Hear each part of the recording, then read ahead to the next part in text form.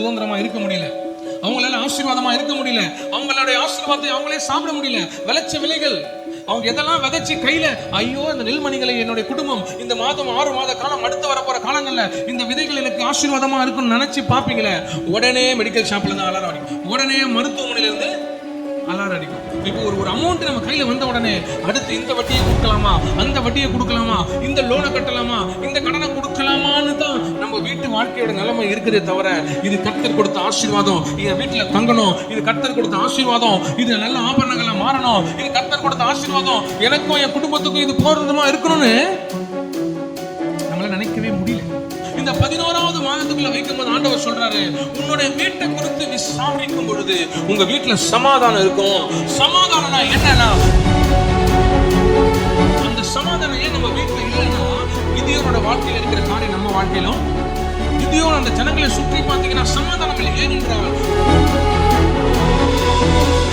உனக்கு சமாதானம், உங்க வீட்டுக்கு சமாதானம், உங்க வாழ்க்கையில சமாதானம், நீங்க செய்கிற எல்லாவற்றிலும் சமாதானம்.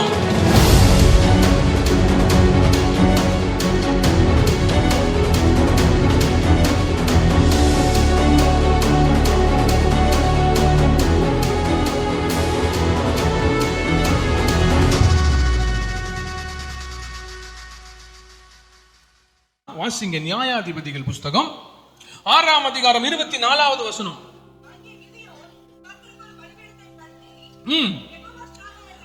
அங்கே கிதியோன் கர்த்தருக்கென்று ஒரு பலிபீடத்தை கட்டி, யெகோவா ஷாலோம், ஹல்லேலூயா.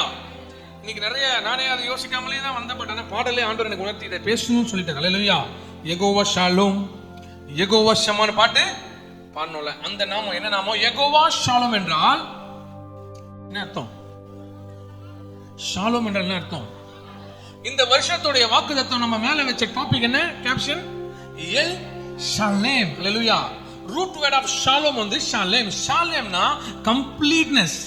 ஷாலேம்னா கம்ப்ளீட்னஸ், ஹோல்னஸ், அதாவது ஒரு முழுமையை கர்த்தர் கொடுப்பார். நீங்க ஷாலோம்னு சொல்லும்போது கர்த்தர் ஒரு முழுமையான ஆசீர்வாதத்தை உங்களுக்கு தருவார் என்ற அர்த்தம். ஹல்லேலூயா. சோ இங்க கிதியோன் ஒரு பலிபீடத்தை கட்டி, யெகோவா ஷாலோம். யெகோவா என்றால் செல்ஃப் எக்ஸிஸ்டன்ட், அதாவது அவருக்கு யாருமே படைப்பாளி கிடையாது, அவரே படைப்பை படைத்தவர், அவர் உருவாக்கும் தெய்வம். எல்ஓலாம், ஹல்லேலூயா. அவருக்கு நாமங்கள் அநேகம் உண்டு, அவரே உருவாக்கினவர், அவரே படைத்தவர், அவரே அழைத்தவர், எல்லாமே அவர்தான். அவராலே, அவர் மூலியமாய், அவருக்கென்று எல்லாம் படைக்கப்பட்டது. அவ்வளவு பெரிய தேவன் தான் நம்முடைய தேவன். யெகோவா என்றால் எல்லாமானவர். அப்படி செல்ஃப் எக்ஸிஸ்டன்ட், அதாவது நித்திய தேவனா இருக்கிற யெகோவா ஷாலோம். ஷாலோம்னா சமாதானத்தின் தெய்வம். நீங்க ஒருத்தரை பார்த்து யெகோவா ஷாலோம் ஷாலோம் அப்படின்னு சொல்றீங்க அப்படின்னா சமாதானம். சமாதானம் நம்ம தமிழ்ல ஒரு வார்த்தையில முடிச்சிடறோம், ஆனா உண்மையான அர்த்தம் பாத்தீங்கன்னா முழுமையான ஆசீர்வாதம். உங்களுக்கு முழுமையான காரியத்தை கர்த்தர் தருவார். நீங்க நினைச்ச காரியம் முடியும், ஒரு பர்ஃபெக்ட்னஸ் இருக்கும், நீங்க துவங்கினது கர்த்தர் முடிப்பார் என்பதுதான் அந்த அர்த்தம். நீங்க அரிசி போட்டீங்க, தண்ணி ஊத்திட்டீங்க, மசாலா போட்டீங்க, பிரியாணி மசாலாவையும் அது உள்ள போட்டீங்க, எல்லாத்தையும் போட்டு கறியும் போட்டீங்க, ஒருவேளை வெந்து முடிக்கல வச்சுக்கீங்களேன், அது முழுமை. அதை சாப்பிட முடியுமா? பரவாயில்ல, கொஞ்சம் பசிக்குது, கொஞ்சம் கை விட்டு எடுத்துக்கலான்னு எடுத்து சாப்பிட முடியுமா? ஒன்னும் பார்த்தீங்கன்னா சாப்பிட முடியுமா? கறி வேகாம இருந்தா சாப்பிட முடியுமா?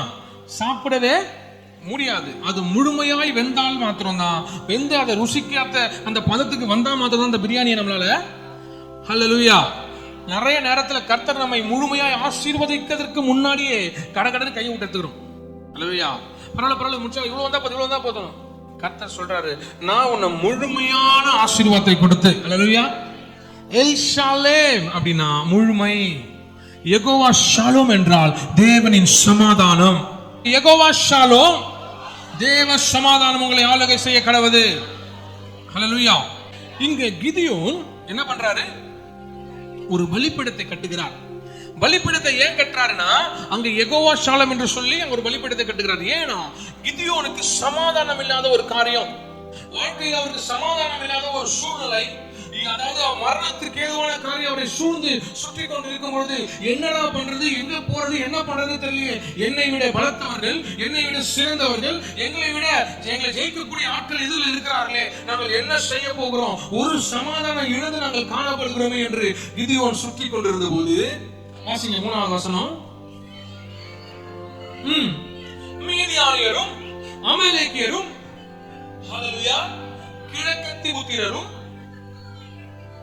அவர்களுக்கு விரோதமாய் எழும்பி வந்து எதிரே பாளையம் இறங்கி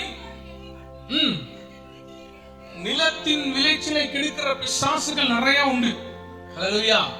சோ யெகோவா ஷாலோம் என்கிற தேவ சமாதானம் நமக்குள்ள இல்லாததற்கு ஒரே காரணம். ஹல்லேலூயா. பாஸ்டர் எல்லாம் இருக்கு, சமாதானம் மட்டும் இல்ல பாஸ்டர். எல்லாமே இருக்கு, ஏதோ எங்களுக்கு நல்ல வருமானங்கள் எல்லாம் வருது, ஆனா ஏதோ ஒரு சமாதான குறைவு எங்க வீட்டுல இருக்கு. ஹல்லேலூயா. இந்த 10 மாசம் அழகா கர்த்தர் நம்மை சுமந்து வந்தார். எல்லாவற்றிலும் எல்லா நாட்கள்ல பாத்தீங்கன்னா இழப்பு, நல்லது வந்தது, நிறைய காரியங்கள் நடந்தது, மேல கீழே, மேடு பள்ளம், உயர்வு தாழ்வு, பள்ளங்கள் உயர்வுகள், பர்வதங்கள் மலைகளை பள்ளத்தாக்குகள் எல்லாத்தையும் பார்த்தோம். கர்த்தர் நம்ம நடத்தி வந்தார். இந்த 11வது மாதத்துக்குள்ள வைக்கும் போது ஆண்டவர் சொல்றாரு, உன்னுடைய வீட்டை குறித்து விசாரிக்கும் பொழுது உங்க வீட்டுல சமாதானம் இருக்கும். சமாதானம்னா என்னன்னா, நான் தான் யெகோவா ஷாலோம், நானே சமாதானம். அந்த சமாதானம் ஏன் நம்ம வீட்டுல இல்லைன்னா, கிதியோனோட வாழ்க்கையில இருக்கிற காரியம் நம்ம வாழ்க்கையிலும். கிதியோன் அந்த ஜனங்களை சுற்றி பார்த்தீங்கன்னா சமாதானம் இல்லை. ஏனென்றால் அவர்களுக்கு எதிராய் அமலேக்கியரும் மீதியானியரும் கிழக்கத்திய புத்திரரும் அவர்களுக்கு விரோதமாய் பாளையம் இறங்குகிறார்கள். இறங்குவது மாத்திரமல்லாம அவங்களுக்கு இருக்கிற பலனை, விளைச்சல்களை, நன்மைகளை, ஆசீர்வாதங்களை எடுத்துக்கொண்டு அதை கலைத்து விட்டு அவர்களை ஒரு மாதிரி அவங்களை எல்லாத்தையும் கீழ்ப்படுத்திட்டு போயிட்டே இருக்கிறாங்க.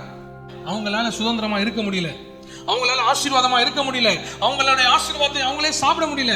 விளைச்ச விலைகள் அவங்க எதெல்லாம் விதைச்சு கையில, ஐயோ இந்த நெல்மணிகளை என்னுடைய குடும்பம் இந்த மாதம் 6 மாத காலம் அடுத்து வரப்போற காலங்கள்ல இந்த விதைகள் எனக்கு ஆசீர்வாதமா இருக்கும் நினைச்சு பாப்பீங்களே, உடனே மெடிக்கல் ஷாப்ல இருந்து அலாரம் அடிக்கும், உடனே மருத்துவமனையில இருந்து அலாரம் அடிக்கும், உடனே ஏதாவது ஒரு காரியம். இப்போ ஒரு அமௌண்ட் நம்ம கையில வந்த உடனே அடுத்து இந்த வட்டியை கொடுக்கலாமா, அந்த வட்டியை கொடுக்கலாமா, இந்த லோனை கட்டலாமா, இந்த கடனை கொடுக்கலாமான்னு தான் நம்ம வீட்டு வாழ்க்கையோட நிலைமை இருக்குதே தவிர, இது கர்த்தர் கொடுத்த ஆசீர்வாதம், என் வீட்டுல தங்கணும், இது கர்த்தர் கொடுத்த ஆசீர்வாதம், இது நல்ல ஆபரணங்களா மாறணும், இது கர்த்தர் கொடுத்த ஆசீர்வாதம், எனக்கும் என் குடும்பத்துக்கும் இது போறதுமா இருக்கணும்னு நம்மளால நினைக்கவே முடியல. எத்தனை நாள், எத்தனை வருஷம் ஆயிருக்கும் நீங்க வாங்கின காசையும் நீங்க வாங்கின ஆசீர்வாதத்தையும் நீங்க அனுபவிச்சு. இந்த நிலைமையில தான் என்ன மரணத்துக்கு ஏதுவா என்ன தள்ளிடுவாங்க, என்னால வாழ முடியாதுன்னு நினைச்சிருக்கிற கிதியோன், என்னால இதுக்கப்புறம் ஒரு அடி கூட எடுத்து வைக்க முடியாது, அவ்வளவுதான் ஆண்டவரே, நாங்க வேஸ்ட், எங்களுக்கான ஆண்டவர் இருக்காரா இல்லையா என்று எங்களுக்கு தெரியலன்னு யோசிக்கும் போது வாசிங்க தொடர்ந்து. ம் ம் ம் ம்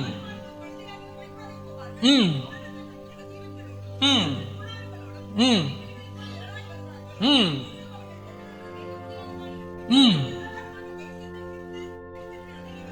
ம் இப்படி மீதியானியரினாலே இஸ்ரவேலர் மிகவும் சிறுமைப்பட்டார்கள்.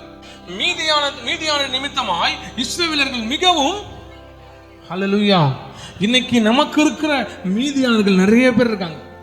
நம்ம கண்ணுக்கு தெரிஞ்ச மீதியானர்கள் நிறைய பேர் இருக்காங்க, நம்ம கண்ணுக்கு தெரியாதவர்களும் இருக்கிறார்கள். மீதியானர்களால இஸ்ரவேல் ஜனங்கள் சிறுமைப்பட்டாங்க. அவர்கள் சிறுமைப்பட்ட போது கிதியோனும் இஸ்ரவேல் ஜனங்களும் தேவனிடத்தில் முறையிட்டார்கள்.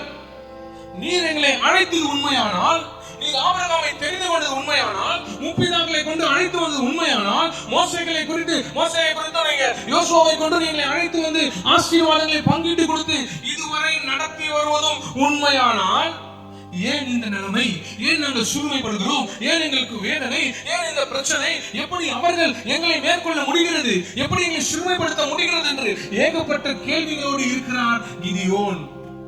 கிதியோன் ரொம்ப கஷ்டம். கிதியோன் யோசிக்கிறானா, நம்ம அவ்வளவுதான், நம்மளால மீதியான கஷ்டம், ஏன்னா நம்ம தெய்வம் நம்ம எல்லாம் பண்றோம், ஓகே, பட் எப்படி இந்த சிறுமை எனக்கு, எப்படி இந்த பிரச்சனை எனக்கு, எப்படி இந்த காரியம் எனக்கு, எப்படி எங்களுக்கு நேருகிறதுன்னு சொல்லி இஸ்ரவேல் ஜனங்கள் தேவனிடத்தில் முறையிடுகிறார்கள். வாசிங்க. முறையிட்டார்கள். இஸ்ரவேல் புத்திரர் மீதியானியர் நிமித்தம் கர்த்தரை நோக்கி முறையிட்ட போது கர்த்தர் ஒரு தீர்க்கதரிசியை அவர்களிடத்தில் அனுப்பினார். அவன் அவர்களை நோக்கி, இஸ்ரவேலின் தேவனாகிய கர்த்தர் உரைக்கிறது என்னவென்றால், தேவன் ஒரு தீர்க்கதரிசி அனுப்புகிறார். அவர் வானத்தை திறந்து அங்கிருந்தே, இஸ்ரவேலர்களே கஷ்டத்தில் இருக்கிறீர்களா, மீதியானவர்கள் அடிக்கிறார்களான்னு கேட்டாரா? தேவன் என்னைக்குமே நேரடியா பேச மாட்டார். என்ன பேச நம்ம செத்துருவோம்.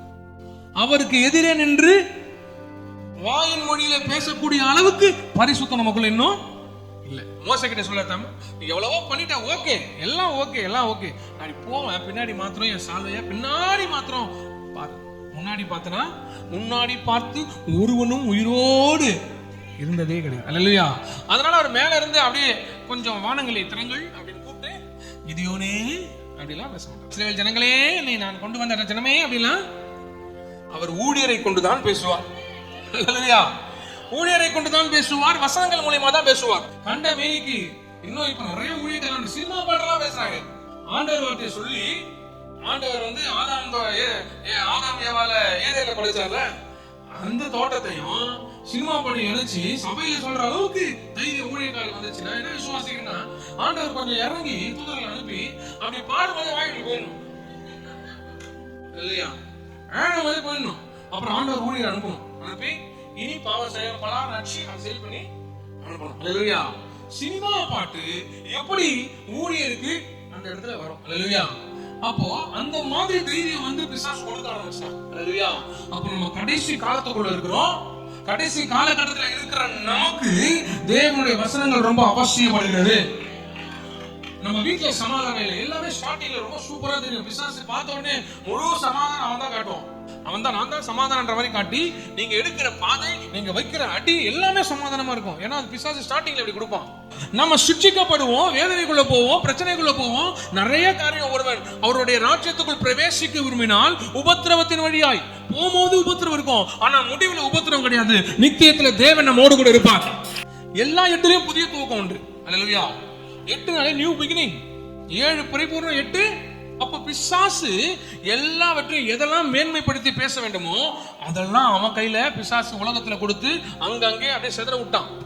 இன்னைக்கு பாருங்க, நாளைக்கு நாளைக்கு ஹாலோவன் பார்ட்டினா பிசாசுக்கு ஏறெடுக்கிற ஒரு பார்ட்டி. அவங்க பிசாசு மாதிரி வேஷம் போட்டு கண்ணுல கருப்பு வச்சுன்னு எது போட்டு மேல குள்ளா போட்டு கேட்டா அவங்க பயந்தாங்கன்னா ஹாப்பி ஹாலோவன் அப்படின்னுவாங்க.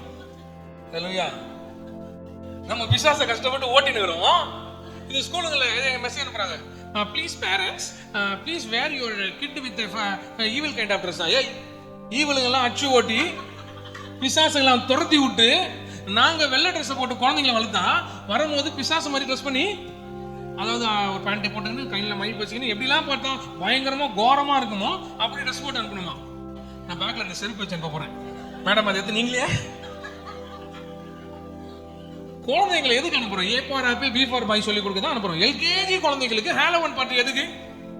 அந்த மாதிரி பிசாசு உள்ள பூந்து அட்வான்ஸா அப்டேட் ஆகி போயிடுறான். நம்ம இன்னும் உட்காந்து ஆண்டவரே ஆண்டவரே ஆண்டவரேன்னு அப்டேஷனே இல்ல. அவன் ஏஐக்கே அட்வான்ஸ் ஆயிட்டான். எப்படி? ஆர்டிபிஷியல் இன்டெலிஜென்ஸ்லயே அட்வான்ஸ் ஆகி பிசாசு உள்ள வேலை பார்த்துட்டு இருக்கான். நம்ம இன்னும் ஆண்டவரே ஆண்டவரே முட்டி போட்டுக்கின்னு சும்மா நாம அப்படியே வேடிக்கை பார்த்துக்கின்னு அக்கம் பக்கம் யார் கை தட்டுறத பார்த்துக்கின்னு இன்னும் இருக்கிறோம். அல்லேலூயா. ஹல்லேலூயா.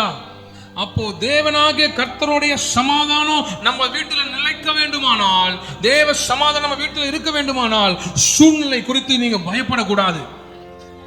இஸ்ரவேலர்கள் போய் முறையிடுறாங்க. எதுக்கு முறையிடுறாங்க? இது பப்ளிக்ல இருக்கா, இது அன்லிஸ்டட்ல இருக்கா? போன வாட்டி பப்ளிக்ல போட்டிருந்தீங்க, தயவு செய்து அன்லிஸ்டட்ல பாரு. நான் அதை எடுத்து போட்டு போறேன். ஹல்லேலூயா. ஹல்லேலூயா. அப்போ அந்த மாதிரி தேவனாகிய கர்த்தருடைய சமாதானம் நம்ம வீட்டுல இருக்கணும். வாசிங்க தொடர்ந்து 8ஆம் 6.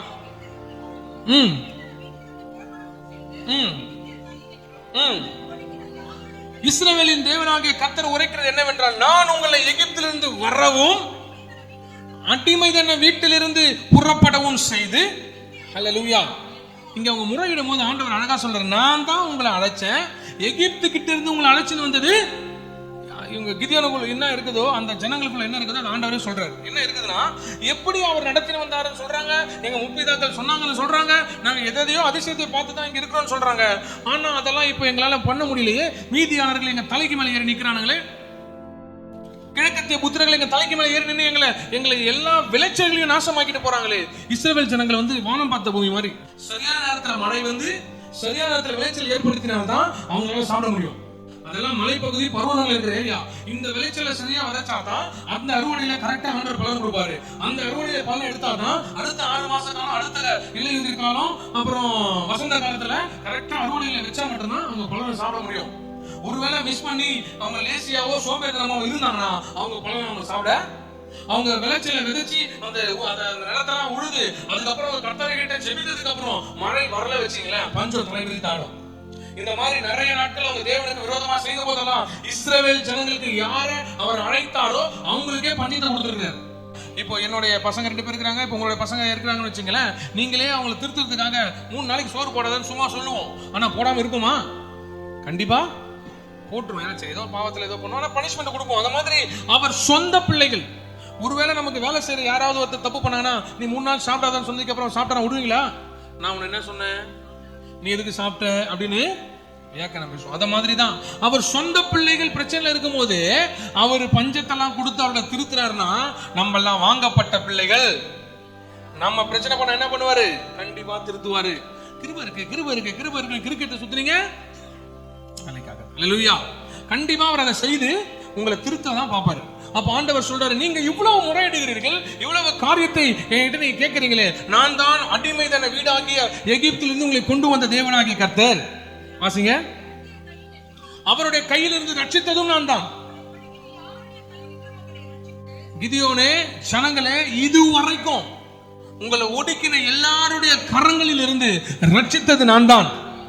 அல்லேலூயா, ஒடுக்கின எல்லா கரங்களில் இருந்தும் ரட்சித்தது தேவனாகிய கர்த்தர் தான். எத்தனை பேர் ஒடுக்குனாங்க, எவ்வளவு எடுத்து ஒடுக்கப்பட்டீங்க. நீங்க சம்பந்தமே இல்லாம வேலை செய்வீங்க, அங்க ஒடுக்குவாங்க. சம்பந்தமே இல்லாம உங்க கணவர் உங்களை ஒடுக்குவாரு. சம்பந்தமே இல்லாத உங்க அண்ணன் தம்பி உங்களை ஒரு மாதிரி பேசுவாங்க. சம்பந்தமே இல்லாத இடத்துல உங்களுடைய காரியங்கள்லாம் வீழ்த்தப்படும். நீங்க இந்த முடிஞ்சிச்சு அவ்வளவுதான், எனக்கு இந்த ஆசீர்வாதம் வரப்போது நினைக்கும் போது அந்த ஆசீர்வாதம் தடைப்படும், எங்கேயாவது அது பிடுங்கப்படும், ஏதாவது நிந்தனையான வார்த்தை உங்க குடும்பத்து மேல போடப்படும், உங்க பிள்ளைகளுக்கு எதிராக பேசப்படும். எத்தனையோ இடத்துல நிந்தனையும் ஒடுக்குமுறையும் எதிராக வந்திருக்கும். ஆண்டவர் சொல்றாரு, இது வரைக்கும் நீ பிறந்த நாள் முதல் இது வரைக்கும் நீ நடந்து வந்த டைம்ல எவ்வளவு பேர் ஒடுக்கினாங்களோ அவங்களுடைய எல்லா கரங்களில் இருந்தும் காப்பாத்துறது என்னுடைய கரம் தானே.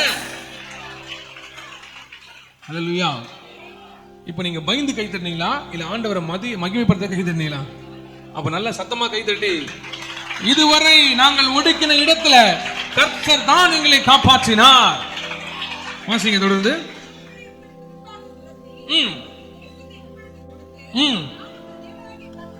அவர்களை உங்களுக்கு முன்பாக துரத்தி அவர்கள் தேசத்தை உங்களுக்கு கொடுத்து, நான் உங்கள் தேவனாகிய கர்த்தர் என்றும் நீங்கள் குடியிருக்கும் அவர்கள் தேசத்தில் உள்ள எமோரியருடைய தேவர்களுக்கு பயப்படாதிருங்கள் என்றும் உங்களுக்கு சொன்னேன். நீங்களோ என் சொல்லை கேளாது போனீர்கள் என்கிறார் என்று. அல்லேலூயா. தீர்க்கதரிசி உள்ளே வந்த உடனே, ஆண்டவரே எங்க விளைச்சல்களை சாப்பிட முடியல, எங்க வீடுகளில் சமாதானம் இல்ல, நிறைய குறையா காணப்படுது. ஆண்டவர் ஒரு தீர்க்கதரிசி அனுப்புறாரு. அனுப்பி, நான் தான் உன்னை எகிப்திலிருந்து கொண்டு வந்தது, அடிமை தினத்திலிருந்து விடுதலைப்படுத்தினது நான் தான், உன்னை நடத்தினது நான் தான், இதுவரைக்கும் ஒடுக்கின கரங்களிலிருந்து உன்னை விடுவித்ததும் நான் தான் சொல்லி அனுப்பினேன். மோசே மூலமாவும் சொன்னேன், யோசுவா மூலமாவும் சொன்னேன். நீ போய் சேருகிற அந்த தேசத்துல, அந்த இடத்துல அந்நிய தெய்வங்கள் இருக்கும், அந்நிய ஜனங்கள் இருப்பாங்க. அந்த பெண்களோடு பெண் கொள்ளாதே, அந்த ஜனங்களுக்கு என்ன செய்யறாங்களோ அதே மாதிரி வணங்காதே. நான் எரிச்சல் உள்ள தேவன், இன்னொரு தெய்வத்தை நீ வணங்குவதை என்னால் ஏற்றுக்கொள்ளவே, அல்லேலூயா, என்னால் ஏற்றுக்கொள்ளவே முடியாது. உனக்குள்ள வேற எந்த தெய்வமும் இருக்கக்கூடாது. எனக்கு நிகர் நான் மாத்திரம்தான். அல்லேலூயா. வேற யாரையும் அந்த இடத்துல வச்சு பாத்துறாத, என்னால ஏற்றுக்கொள்ளவே முடியாது தேவன் சொல்லி அனுப்பியும் இவங்க என்ன பண்றாங்க? யார வணங்குறாங்க? எமோரியருடைய தேவர்களுக்கு பயப்படாதீர்கள். பயம், அதாவது நம்ம வீட்டுல இப்படி உட்காந்துட்டு ஏதோ பார்த்துட்டு இருக்கோம், ஏதோ பண்ணிட்டு இருக்கோம், அப்படி நேரம் டுபு டுபுட்டாங்க டுபு டுபுட்டாங்க டுபு டுபுட்டாங்க வந்தாச்சுங்க. கதவு சாத்து, கதவு சாத்து, கதவு சாத்து. அந்த சவுண்ட் ஒரு மாதிரி இது பிசாசாடி போயிட்டோம். பயப்படாது.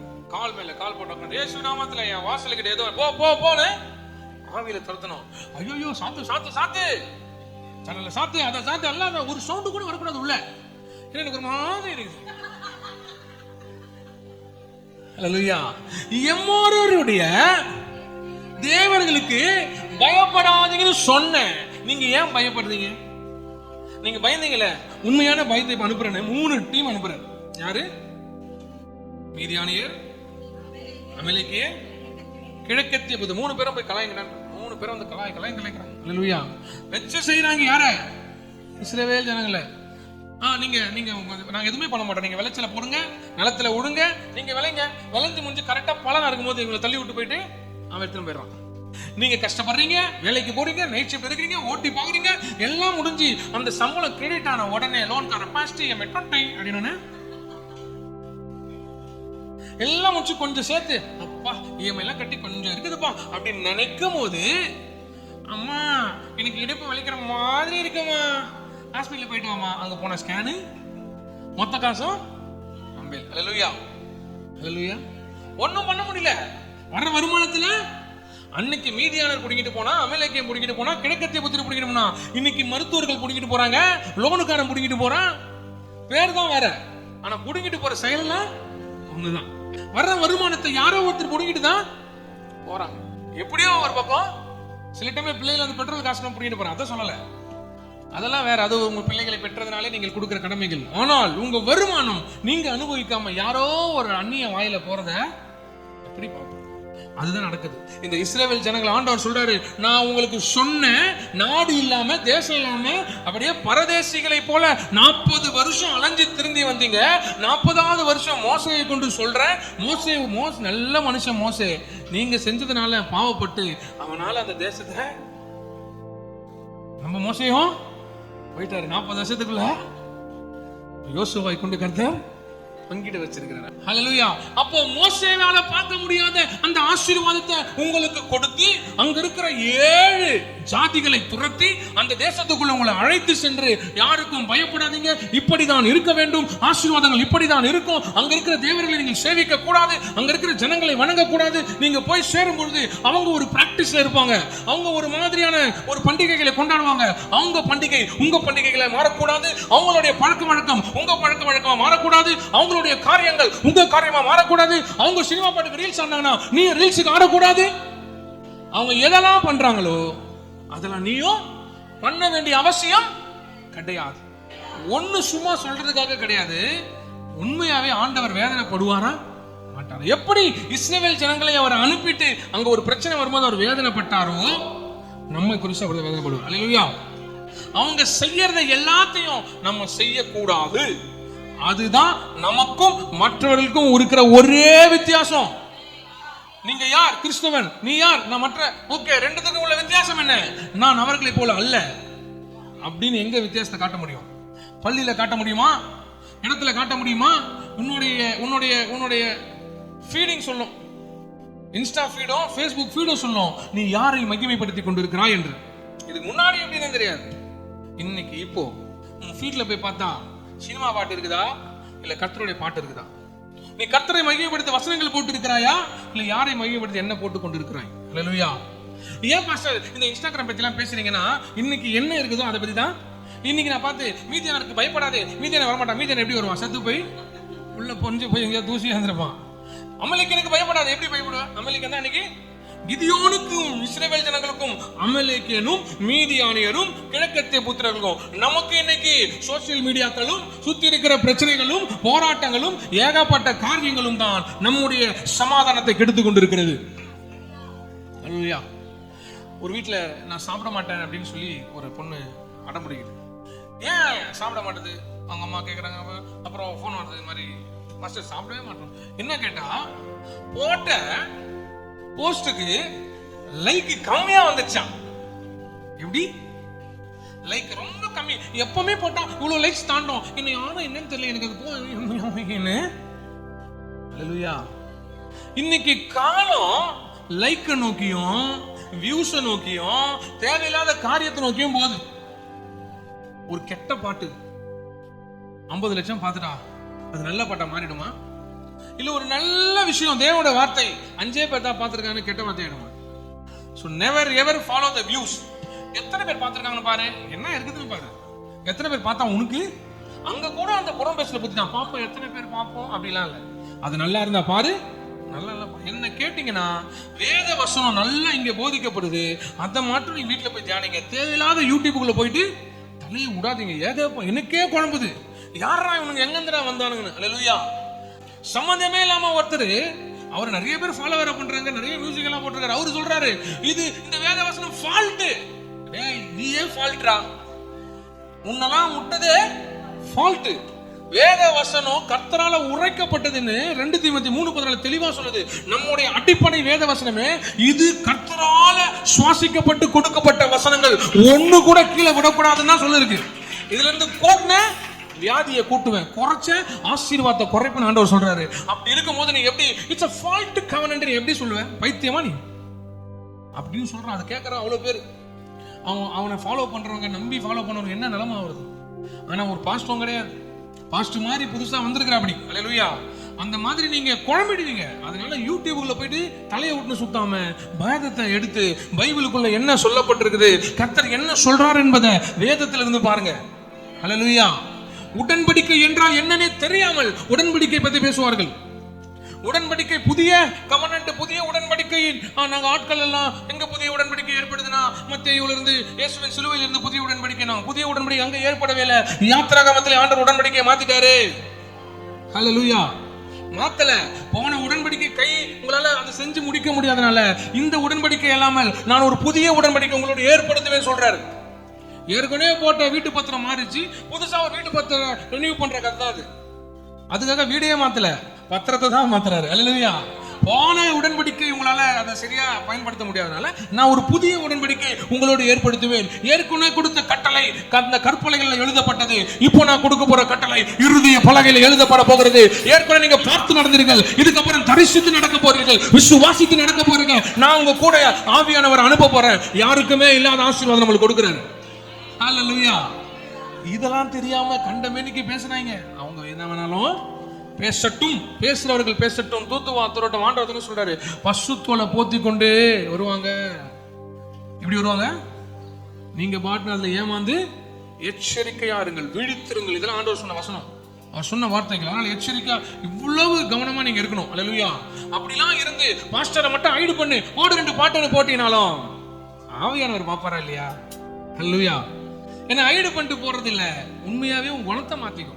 ஆண்டவர் சொல்ற எந்த பிராக்டிஸுமே உனக்குள்ள வரக்கூடாதுன்ட்டார். ஆண்டவர் பாஸ்டர் நான் இவ்வளவு நாள் அதெல்லாம் பண்ணிட்டு இருந்தேன், உண்மையாவே பண்ணிருக்கேன், அது தப்பா ரைட்டாலாம் இப்ப சொல்ல வரல. இனிமே from now on ஆண்டவர் சொல்றாரு, இதுக்கு முன்னாடி நான் நடத்தி வந்த பாதை, இதுக்கு முன்னாடி நான் கொண்டு வந்த பாதை, உனக்கு முன்னாடி அங்க போனதுக்கு அப்புறம் அதை செய்யக்கூடாதுன்னு சொன்னதை நீ மறந்துட்ட.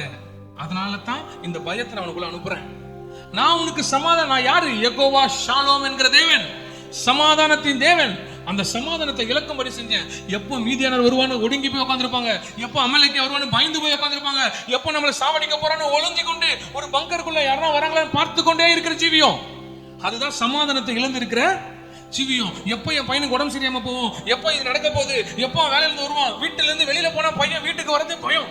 எந்த கேஸ் எடுத்துட்டு வர போறோம், எந்த பிரச்சனை எடுத்துட்டு வர போறோம், என்ன எடுத்துட்டு வர போறான்னு தெரியல. பையனை குறிச்சு பயம், கணவனை குறிச்சு பயம், மனைவியை குறிச்சு பயம், சுத்தி இருக்கிற எல்லாரையும் குறிச்சு பயம், 1ஆம் தேதியான கடன்காரனை குறிச்சு பயம், பயம் பயம் பயம், எல்லாத்துலயும் பயம். அல்லேலூயா. பயம் இருந்தா சமாதானம் இருக்காது, சமாதானம் இருந்தா பயமே இருக்காது. அல்லேலூயா. வாசிங்க தொடர்ந்து. அதற்கு பின்பு கர்த்தருடைய தூதனானவர் வந்து, முதல்ல தீர்க்கதரிசி அனுப்புறாரு, 2வது தூதனே வராரு. கர்த்தருடைய தூதனானவர் வந்து அபியேசேரியானான யோவாசின் ஊராகிய ஓப்ராவில் இருக்கும் ஒரு கர்வாலி மரத்தின் கீழ் உட்கார்ந்தார். அல்லேலூயா. அப்பொழுது அல்லேலூயா அல்லேலூயா தூதன் வராரு ஒரு கர்வாலி மரத்துக்கு கீழே. அவனுடைய மகன் கிதியோன் கோதுமையை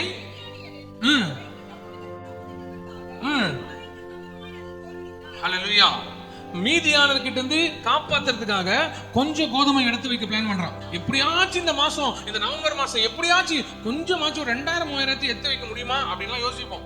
ஆண்டவர் சொல்றாரு, நீ உலகத்தில் இருக்கிற எல்லாத்தையும் விட்டு என்னை மாத்திரம் பின்பற்றி எனக்கு நீ பயந்து இருப்பாயானால் கொஞ்சம் அல்ல மொத்த சம்பளமும் உன் கையில தான் இருக்கும்படி செய்வேன். விசுவாசிக்கிறவங்க மாத்திரம் கையை தட்டி 26க்குள்ள நான் பிரவேசிக்கும் பொழுது கட்டன் பார பிரச்சனை இல்லாம எனக்கு வருகிற அந்த சம்பளம் முழுமையாய் நானே அனுபவிக்கும்படி கர்த்தர் செய்வார். நம் குடும்பமே சாப்பிடும்படி கர்த்தர் செய்வார். நம் குடும்பமே அதை என்ஜாய் பண்ணும்படி கர்த்தர் செய்வார். நிறைய காசு வெளியே தானே போகுது, எப்போ அந்த சாபத்தை உடைக்க போறோம், எப்போ அந்த சாபத்தை முறிக்க போறோம்? கொஞ்ச நாளா கர்த்தர் பாரப்படுத்திருக்கிற விஷயம் என்னன்னா, ரெண்ட்ன்ற சாபம். இனி நம்ம ரெண்டுக்குள்ள சாபமாவே இருக்கக்கூடாது. நம்ம காசு நம்ம கையில இருக்கணும். அட்லீஸ்ட் லீஸ் காட்சி எங்க சபையார என்னைய மாத்துங்க. ஹல்லேலூயா. நாங்க இதுக்கப்புறமா ரெண்டு உலகத்தானுக்கு கொடுக்க போவதா இல்ல இல்ல வாடகை கொடுக்கும். அதாவது இருக்கிற வீட்டுக்கு சொல்லுங்க, மாஸ்டர் சொல்ற ரெண்ட் கொடுக்காதுன்னு. அதனால வீட்டு அந்த ஓனர் வந்து இந்த வீட்டை நான் எவ்வளவு சொல்லலாம் வாங்குறேன், 2 லாக் கொடுக்க முடியாதுன்னு சண்டை கிட்ட போட போறீங்க. அந்த சொல்லல. இப்ப இருக்கிற ரெண்ட் வீடு, இப்ப இருக்கிற வாடகை வீடு கர்த்தர் சொந்தமாக, இப்ப இருக்கிற வீடு இல்ல, உங்களுக்காக வச்சிருக்கிற வீடு சொந்தமாய் லீஸுக்கு எங்க வாடகையே இல்லாத ஒரு வீடா கர்த்தர் மாத்துவார். நான் அடிக்கடி ஆண்டோட சும்மா அப்படி பேசிட்டு இருக்கும்போது யோசிப்பேன், ஆண்டவரே இவ்வளவு நாளா, இவ்வளவு நாள் எங்க அப்பாவை அழிச்சிங்க, அதுக்கப்புறம் எங்களை பெத்தெடுத்தாரு வளர்த்தாரு, எல்லாம் இவ்வளவு நாள் அங்க வாடகை கட்டினே வருமா, அது சேர்த்து வச்சுனா கூட இன்னைக்கு ஒரு அமௌண்ட் ஆயிருக்கமே யோசிப்பேன்.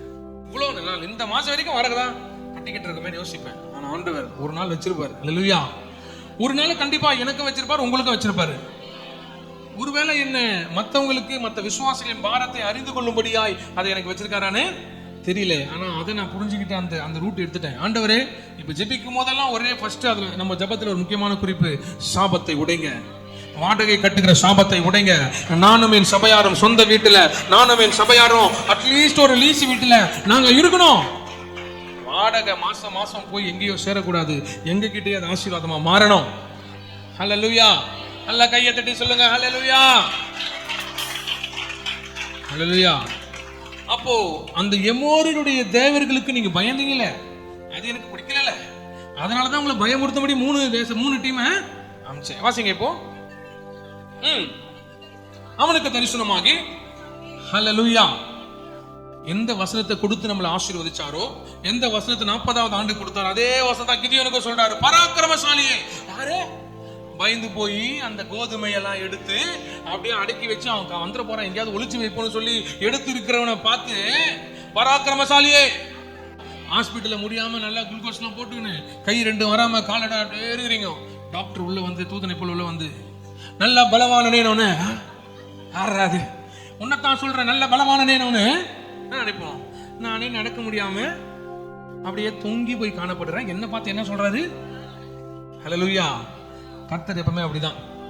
என்னால முடியவே முடியாது அப்படின்னும் போது ஆண்டவர் சொல்ற, உன்னால முடியும். என் பிள்ளைகளால முடியாது, உன் பிள்ளையால முடியும். என் மகளால முடியாது, உன் மகளால முடியும்.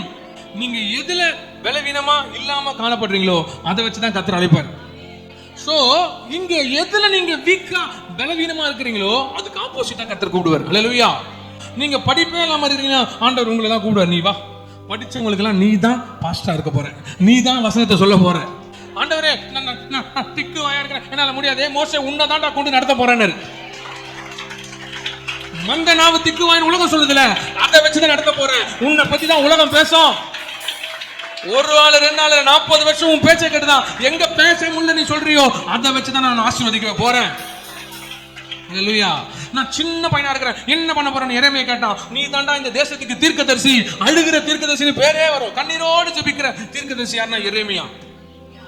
குறையுள்ளவர்களை தான் ஹல்லேலூயா ஆண்டவர் ஸ்ட்ரெயிட்டா போயிட்டு அப்படியே தேசத்துல அப்படியே ஜாலியா போய் அப்படி அப்படியே பாக்குறேன், அப்படியே பார்த்துட்டு ஹே நீ வா நீ வாலாம் கூப்பிடல, மீன் பிடிச்சிட்டு இருக்காங்க, டேய் வா நாங்க மீன் பிடிக்கும், இதுக்கப்புறம் மனுஷனை பிடிக்கணும் மாத்துங்க. அதான் நம் தேவனாகிய கர்த்தர். நம் தேவனாகிய கர்த்தர் எப்படின்னா, எதுல குறையாய் இருக்கிறாயோ அதிலிருந்து ஒரு நிறைவை கொண்டு வருவார்.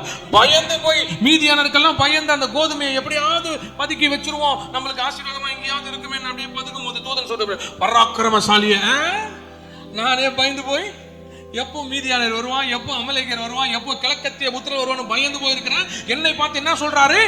பராக்கிரமசாலியே. அப்படியே பாக்குற வாசிங்க, கர்த்தர் உன்னோடு கூட இருக்கிறார். ஹல்லேலூயா. வாசிங்க தொடர்ந்து. அப்பொழுது கிதியோன் அவரை நோக்கி, ஆயன் ஆண்டவனே, நம்ம கேக்குறதுதான், ஆயன் ஆண்டவனே என்ன சொல்றீங்க? நான் போய் பராக்கிரமசாலியா? அவர் ஒருவேளை எங்க கூட இருந்திருந்தா இதெல்லாம் எங்களுக்கு நேரிடுமா? இதெல்லாம் எங்களுக்கு நடக்குமா? இதெல்லாம் எங்களுக்கு அப்படி நடந்து இந்த மாதிரி நாங்க பயந்து போய் எங்கேயாவது ஒரு இடத்துல கோதுமையை தெளிச்சுக்கிட்டு கொஞ்சமாச்சும் எடுத்து நினைப்போமா? கர்த்தர் எங்க கூட இல்ல அப்படின்னு வாசிங்க. கிதியோன் கேட்கிறான், கர்த்தர் எங்களை எகிப்திலிருந்து கொண்டு வரவில்லையா என்று பிதாக்கள் எங்களுக்கு விவரித்து சொன்னாங்களே, அந்த அற்புதங்கள் எங்கே? இப்பொழுது கர்த்தர் எங்களை கைவிட்டு ஒப்பு கொடுத்தாரே என்றான். அல்லேலூயா. கர்த்தர் எங்களோடு இருக்கிறார், பராக்கிரமசாலின்னு சொல்றீங்களே, அவர் எங்க? பிதாக்கள் சொன்னாங்க எகிப்திலிருந்து அவர் கொண்டு வந்து அற்புதமாய் நடத்தி வந்தாரே, அதெல்லாம் எங்க? இப்ப கேட்கலாம் சில பேர், 39 வருஷமா நீங்க சொல்றீங்க உங்களுக்கு குழந்தை பிறந்துச்சுன்றீங்க அப்படின்றீங்க, இவ்வளவு சாட்சிகள் சொல்றீங்களே, அதெல்லாம் இப்போ எங்கே? கேட்க தோணுமா தோணாதா? அதான் கிதியோன் கேக்குறான். எங்களுக்கு சொன்னாங்களே, விவரிச்சு சொன்னாங்க, உங்களை நடத்தி வந்த விதம், கடலை பிரித்தாங்க, அங்கிருந்து நடந்தீங்க, வாதைகளை கொடுத்தாங்க, அதுல இருந்து விடுவிச்சாரு, உள்ள வந்தீங்க, கடல்ல நடந்து வந்தீங்க, அதே கடல்ல பார்வோன்னு சேனையை எல்லாத்தையும் போட்டு அழிச்சாரு, அப்படிதான் தேசத்தை கர்த்தர் கொடுத்தாருன்னு எங்க கிட்ட பிதாக்கள் சொன்னாங்களே, அதெல்லாம் எங்க? Where it is? எங்க போச்சு அப்படின்னு கேக்குறான். உன்னை தெய்வத்தை சொல்ற வாசிங்க. ஆண்டவர் சொல்றாரு, நீ இதெல்லாம் கேட்டு தேவையில்லாம உன்னை சலனப்படுத்திக்காத, நீயே உன்னை மாத்திக்காத, உன் விசுவாசத்தை குறைச்சிக்காத. கிதியோனே, நீ பராக்கிரமசாலி, நீ சாதாரண ஆளு கிடையாது, உனக்கு இருக்கிற அதே பலத்தோட போ. அல்லேலூயா. பலமே இல்லாம தான் இருக்கிறோமே, எப்படி நம்ம போவன்னு இருக்கிற கிதியோனை பார்த்து நீ பராக்கிரமசாலின்னு ஆண்டவர் சொன்னார்னா உன்னை பராக்கிரமசாலியாய் மாத்துவார். கிதியோனே, நீ பயப்படாத, மீதியானுக்கும் பயப்படாத, அமலேக்கியனுக்கும் பயப்படாத, கிழக்கத்திய புத்திரருக்கும் பயப்படாத. நான் தான் கொஞ்ச நாள் அப்படி விட்டேன், ஏன்னா நான் சொல்லி பயப்படாதுன்னு சொல்லி தேவர்களை அனுப்பினாலும் அந்த தேவர்களை கண்டு பயந்து நீங்க நடுங்க இருந்தீங்களே, அதனாலதான் இதை விட்டேன். நீ பயப்படாத, உனக்கு இருக்கிற அதே பலத்தோட போ. உன்னை அனுப்புகிறவர் நான் அல்லவா? That is so important. யார் நம்மை அனுப்புகிறார் என்பது ரொம்ப இம்பார்ட்டன்ட். யாரோ சொல்லி போக கூடாது. அவர் சொல்லிட்டாரு, அவருக்காக அந்த அந்த சாக்லேட் வேணும் அவர் கேட்டாலா, அதனால நான் சென்னை ஃபுல்லா சுத்தி வாங்கி வந்தேன். எதுக்காக போறன்றது முக்கியம். அந்த புக்கு எனக்கு பிடிச்ச அவர் கேட்டாரா, அந்த புக்கை சுத்தி சுத்தி எங்க கிடைக்கல, ஆன்லைன்ல பார்த்து எங்க கிடைக்கல, அதுக்காக வாங்கி வந்த ஸ்பெஷல் புக். அல்லேலூயா. யாருக்காகவோ எதுக்காகவோ எதெல்லாம் பண்றோம் அதெல்லாம் ஓகே, உங்களோட பிடித்தவர்களுக்காக பண்றீங்க, அதெல்லாம் செகண்ட் பார்ட். கர்த்தருக்காக நம்ம என்ன செய்யறோம்? ஆண்டவர் சொல்றாரு, இங்க நீங்க நசுக்கப்படுவதும் மிதிக்கப்படுவதும் ஒடுக்கப்படுவதும் காரணம் நீங்க தான். நான் சொன்ன வார்த்தைகளை கேட்காம நடந்தீங்களே, அதனால வந்து வேறதான் இதெல்லாம். கவலைப்படாத, கவலைப்படாத, இனி நீ எதை குறித்தும் கவலைப்படாத. உனக்கு இருக்கிற பலத்தோட நீ போ. இஸ்ரவேலை மீதியானரின் கைக்கு நீங்களாக்கி ரட்சிப்பாய். உன்னை அனுப்புகிறவர் நான் அல்லவா? I am one who is sending you. Never worry. இஸ்ரவேல் ஜனத்தை அந்த மீதியான கைக்கு இருந்து தப்புவிக்க போறது நீதான். உன்னை கொண்டுதான் ஆசீர்வதிக்க போறேன். உங்களை நெருக்கிற பாவம், உங்களை நெருக்கிற பிரச்சனை, உங்களை நெருக்கிற எதெல்லாம் உங்களுடைய ஆசீர்வாதத்தை கெடுக்குதோ அதை எல்லாவற்றையும் கர்த்தர் உங்க கையை கொண்டு நிர்மலமாக்க போறார். ஏன்னா அவர் சொல்றாரு, உன்னை அனுப்புகிறவர். வாசிங்க.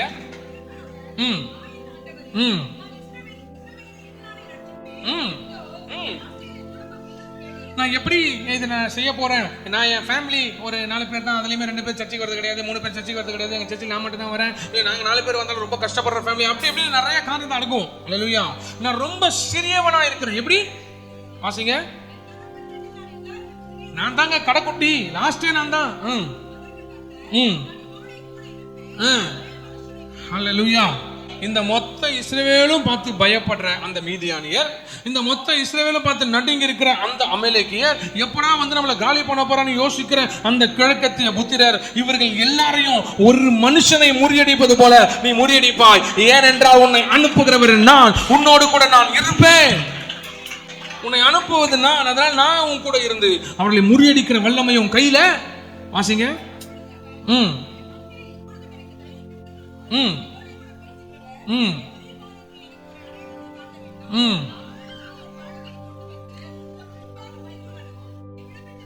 22 கண்டு, ஐயோ கர்த்தரான ஆண்டவரே, நான் கர்த்தருடைய தூதனை முகமுகமாய் கண்டேனே என்றான்.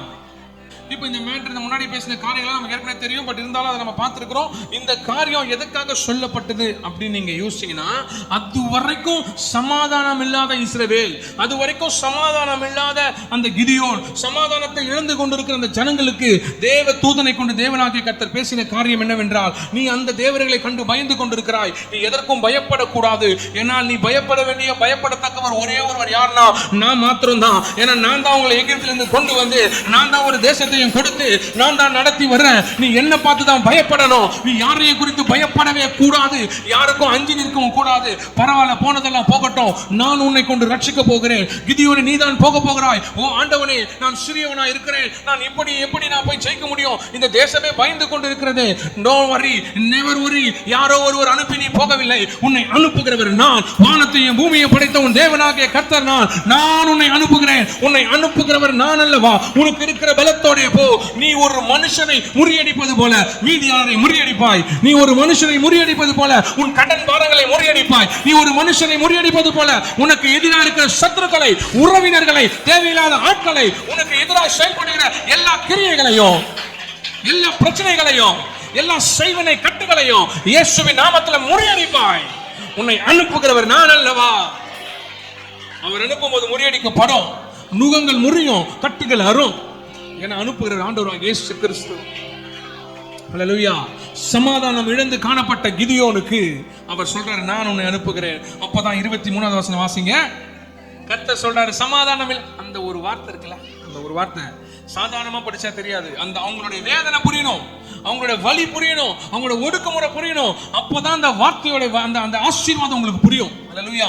அந்த வார்த்தையோட ஆசீர்வாதம் என்னன்னா, அப்போது கர்த்தர் உனக்கு சமாதானம், பயப்படாதே, நீ சாவதில்லை. அதுதான் ஆண்டவர் சொல்றாரு, உம்முடைய கூடாரம் சமாதானத்தோடு இருக்கும். சமாதானம் அப்படின்னு சொல்லிட்டாலே மீதியனுக்கு பயப்படக்கூடாது, அமலேக்கியனுக்கு பயப்படக்கூடாது, கிழக்கத்திய புத்திரருக்கு பயப்படக்கூடாது. அன்று இஸ்ரவேலருக்கு பயம் காட்டினவர் அவர்கள். இன்னைக்கு நம்ம வீட்டுக்கு யாரெல்லாம் பயம் காட்டுகிறார்களோ அவர்களுக்கெல்லாம் நீங்க பயப்படவே கூடாது. ஏன்னா ஆண்டவர் சொல்றாரு, ஒரு மனுஷனை முறியடிப்பது போல உனக்கு எதிராக இருக்கிற எல்லா கிரியைகளையும் முறியடிப்பாய். உனக்கு சமாதானம், உங்க வீட்டுக்கு சமாதானம், உங்க வாழ்க்கையில சமாதானம், நீங்க செய்கிற எல்லாவற்றிலும் சமாதானம். பயப்படாதே, நீ சாவதில்லை. பயப்படாதே, சாவதில்லை. உடனே கர்த்தர் சமாதானத்தை எனக்கும் என் தேசத்துக்கும் கொடுத்து விட்டார் என்று கிதியோன் சொல்லி, அங்கே கிதியோன் கர்த்தருக்கு ஒரு பலிபீடத்தை கட்டி அதற்குத்தான் யெகோவா ஷாலோம் என்று பெயரிட்டான். அதுவரை வராத அந்த நாமம் முதலாக நியாயாதிபதிகள் 6ஆம் அதிகாரம் 24வது வசனத்துல தான் முதல் முறையாய் அந்த நாமம் உச்சரிக்கப்படுகிறது. அவர் யெகோவா ஷாலோம், சமாதானத்தின் தேவன், கிரியைகளை முறியடிக்கிறவர், ஒடுக்கின காரியங்களை முறியடிக்கிறவர், சமாதானத்தை கொடுத்து ஆசீர்வதிக்கிறவர். Is Jehovah Shalom. ஹல்லேலூயா. ஒரு மிகப்பெரிய ஆச்சரியமான விஷயத்தை உங்களுக்கு நான் சொல்லணும். என்ன தெரியுமா? இப்போதான் அந்த யெகோவா ஷாலோம் பத்தி உங்களுக்கு எக்ஸ்பிளைன் பண்ணியிருக்கிறேன். நானே என்னன்னு பார்க்கிறேன், இன்னும் ஒரு பாயிண்ட் கூட நான் போல. ஷாலோம் சமாதானம். சமாதானம் முதலாவது என்ன பண்ணணும்? 7 சமாதானம். ஷாலோம் சொல்லும் போது 7 விதமான ஆசீர்வாதம் நம்ம வந்து சேரும். அது என்னன்னு எடுக்கலாம் தான் வந்தேன். ஆனா இந்த கிதியோன் காரியம் சும்மா ஒரு டெஸ்டிங்காக வந்தது, அதுவே முழு மெசேஜா மாறிடுச்சு. இந்த ஷாலோமை மட்டும் மைண்ட்ல வச்சுக்கிட்டு கிதியோன் முறியடிக்க தேவையான காரியத்தை கர்த்தர் அவனுக்கு கொடுத்தார். கிதியோன் பயந்திருந்த போது கர்த்தர் அவனுக்கு ஆசீர்வாதத்தை கொடுத்தார். கிதியோன் அஞ்சி காணப்பட்ட போது கர்த்தர் சொல்றாரு, நான் உன் கூட இருக்கிறேன், பயப்படாத. நானே முறியடிக்கிற வல்லமையும் கர்த்தருடைய ஆவி கிதியோனுக்குள்ள இறங்கினதுனால அவன் ஒரு மனுஷனை முறியடிப்பது போல எல்லாரையும் முறியடிச்சான்னு வசனம் சொல்லுது. ஹல்லேலூயா. நல்ல வல்லமைகளையும் நல்ல வாசஸ்தலங்கள் சமாதானத்தோடு இருக்கும்படி கர்த்தர் செய்வார். நீங்கள் ஆசீர்வாதமா இருப்பீங்க. மீதியான காரியத்தை அடுத்த வாரம் எடுக்கிற எல்லாம் முழங்கால் பண்ணிக்கணும்.